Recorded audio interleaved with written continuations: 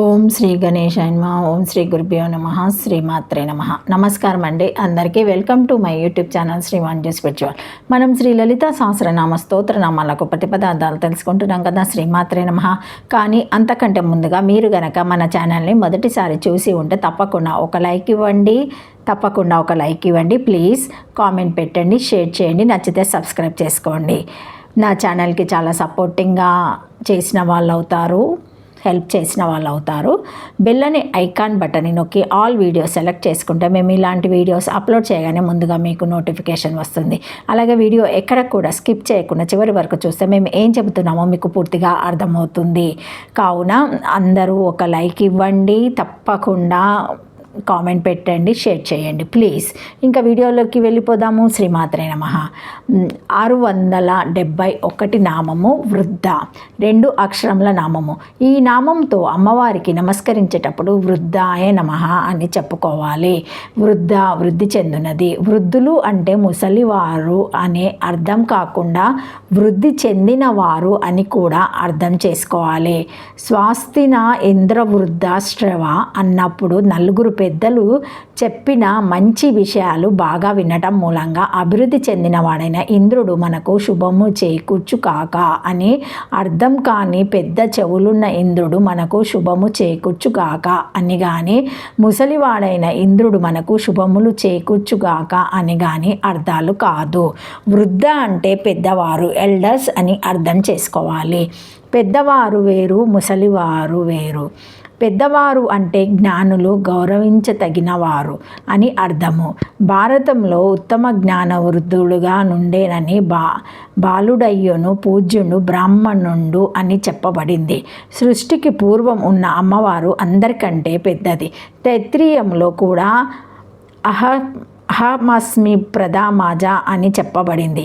దేవి భాగవతంలో అహమేవ పూర్వంతు నాణ్యాత్కించన గాదిప అని చెప్పబడింది. కాబట్టి అమ్మవారు ఈ అర్థములో వృద్ధ అని అర్థం చేసుకోవాలి. శ్రీమాత్రే నమః. వృద్ధురాలు అందరికంటే జ్యేష్ఠురాలు, తానే జగద్రూపమునందు వృద్ధి పొందినది అని, స్థూలంగా జగతులను వృద్ధి పొందుచున్నదని వేదములో ముసలివై దండముతో నడుచుచున్నాడు అని గలదు. లేదా అందరికంటే జ్యేష్ఠురాలు కనుక పెద్దది అని అర్థము. లేదా ఆమెయే జగతుల రూపంలో వృద్ధి పొందినది కాక వృద్ధురాలు, లేదా స్థూల రూపంగా జగతులను వృద్ధి పొందినది కనుక వృద్ధురాలు అని అర్థమందు. గణితమంగు వృద్ధు ధాతువు కంటే క్రారార్థమందు తా ప్రత్యయము చేసిన సో వృద్ధ శబ్దమునకు 2 అక్షరముల నామము. శ్రీమాత్రే నమః. 672 నామము బ్రహ్మాత్మ్య స్వరూపిణి, 8 అక్షరముల నామము. ఈ నామంతో అమ్మవారికి నమస్కరించేటప్పుడు బ్రహ్మాత్మ్య స్వరూపిణి అయిన మహా అని చెప్పుకోవాలి. బ్రహ్మాత్మిక స్వరూపిణి చైతన్యంతో జీవునికి ఐక్యమును పొందుటయే తనని నిజ స్వరూపముగా గలదని ప్రతిపదార్థము. బ్రహ్మము, ఆత్మ ఐక్య ఒకటే అయిన స్వరూపిణి స్వరూపము గలది. సోహం అనే పదానికి వాడే నేను అని అర్థం. ఇక్కడ వాడు అంటే పరబ్రహ్మ, అహం అంటే నేను అనే ఆత్మ. ఆ సోహం యొక్క అర్థానికి స్వరూపంగా అమ్మవారిని ఈ నామం ద్వారా అర్థం చేసుకోవాలి. బ్రహ్మ విద్యను, ఆత్మ విద్యను సూచిస్తాయి. అంటే అమ్మవారు అటు బ్రహ్మాండ జ్ఞానాన్ని, ఇటు పిండాండ జ్ఞానాన్ని ఐక్యం చేసే లేదా సమన్వయం చేసే శ్రీ విద్యా స్వరూపురాలు అని కూడా ఈ నామాన్ని అర్థం చేసుకోవచ్చు. మహావాక్యాలైన అహం బ్రహ్మస్మి, తత్వమసి, ఆయామాత్మ బ్రహ్మ, ప్రజ్ఞానం బ్రహ్మ అనే వాక్యాల అర్థాలకు స్వరూపమైన అమ్మవారిని ఈ నామం ద్వారా గ్రహించుకోవాలి.